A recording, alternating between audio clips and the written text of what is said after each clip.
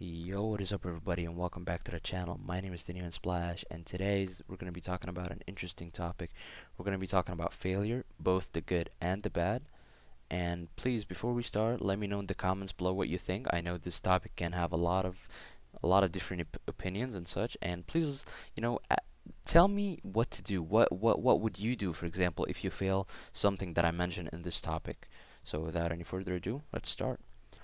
So failure, a lot of people view it as something that's bad, that's not acceptable in society. But I think that for the most part, failure is actually the number one step into becoming successful. And I'm not talking about, a lot of people are going to assume that I'm talking about school here, for example, but I'm actually not. I'm talking about school, of course, obviously, because we all go to school, and just things in your life, like let's say just the simplest, example. Let's take the gym, for example. You go there, you do, your workouts and this and that. You actually put stress on your body. You push the weights until your body has failed. It can no longer lift that weight.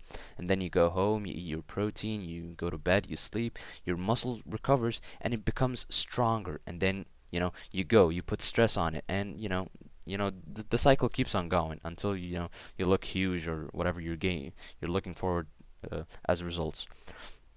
And one more example, like driving, for example.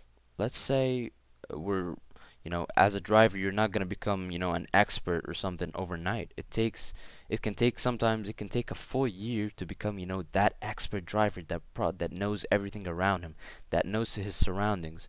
I know when I first started driving, I was not the same as who I am now. I mean, yes, obviously I have a lot to go through still, but I'm much better than when I started. When I started, I didn't even know how to look at the mirrors, and now, I can, see the environment around me and that sort of thing. So now, like people say, and actually I took this from Will Smith's Facebook page. You can go and watch it. He actually says he discusses it, in more detail and why failure can be a good thing. Now, don't get me wrong. Don't get me wrong here. It's not all rainbows and sunshine, though. I have, but this is my opinion. A lot of people can disagree, but please let me know in the comments below. I think that there is some degree to failure that can be bad. And we're not talking about the gym here, that sort of thing. We're talking specifically about school, studies, learning a language for a new job application, that sort of thing.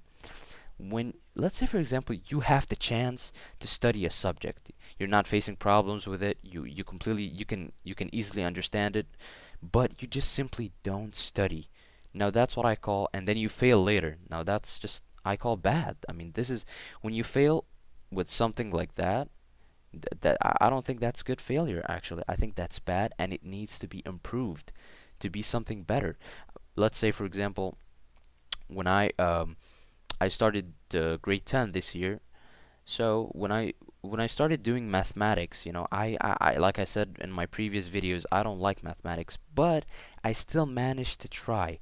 Yes, I failed in a lot of equations again and again and again, but then, like the saying goes, practice makes perfect. You're gonna practice, you're gonna be better, you're gonna fail a lot, but in the end, you're gonna be successful. And that applies to everything in your life, whether it's something as simple as school to your daily life, as in working out, as in, you know, doing your job, that sort of thing, and just overall your whole life is going to depend on failing and being successful over time if you implement it the right way. That's what I'm trying to say here. So please let me know. Oh my god. Now I would like to drift away for a bit and talk about positive thinking, the power of positive thinking. Now, this is actually a book that I've been reading, and I know in the beginning of the recording I said that I would only talk about failure, but trust me, when you mix them together, the power of positive thinking and failure, they go hand in hand. So, I'm going to start by saying that positive thinking can have a great impact in your life. And trust me, your life can be much worse if you're not implementing it daily. It can be as simple as starting with a smile. Smile more. Trust me, people around you will feel it. You'll feel better about yourself. People will feel better around you. It's just a win for everybody. Now, I know it's not always rainbows, for life. You have a lot of problems around you. You can have a stressful job, a bad boss that's always shouting. If you're a student at school, I know what that's like to be, stressful 24/7. You have homework probably that takes up your whole day after school. So I know how it feels, but just having faith. That's what I'm trying to say here, because yes, you might be stressed. Yes, you might have this, you might have that. You might have this on you, but at the end of the day, this is life. This is how it's supposed to go. And trust me when I say this, yes, you will feel a part of your life that's going to be hard, but then after that, it's going to be easy. And then it's going to be hard again, and then it's going to be easy. It's never always hard, or it's never always easy. There's always a break in the middle. So, because the human body, if it's always hard, the human body cannot take it. Your brain will probably become crazy or something, because I refuse to believe that you can live that much of a terrible life and still be a normal person, if that makes any sense. So now, my saying is have faith. I read this book and I've actually been reading it. I've been addicted to it actually. And the number one tip that the author gives you is that to have faith, and not just religiously. Obviously, whatever religion you are, it's important to be connected with your God, with your this, with your that. It's okay, but I'm talking about your own faith, having faith in yourself, having confidence, not having low self-esteem. These things can put you down on the ground, under the ground, and, places that are not accessible to humans. Just try your best, think good about yourself. For example, let's say you're doing a job, an interview for a new job, right? And you're probably doubting yourself the day before, and when you're on the way, and when you're waiting for the guys to interview you. Just take it easy.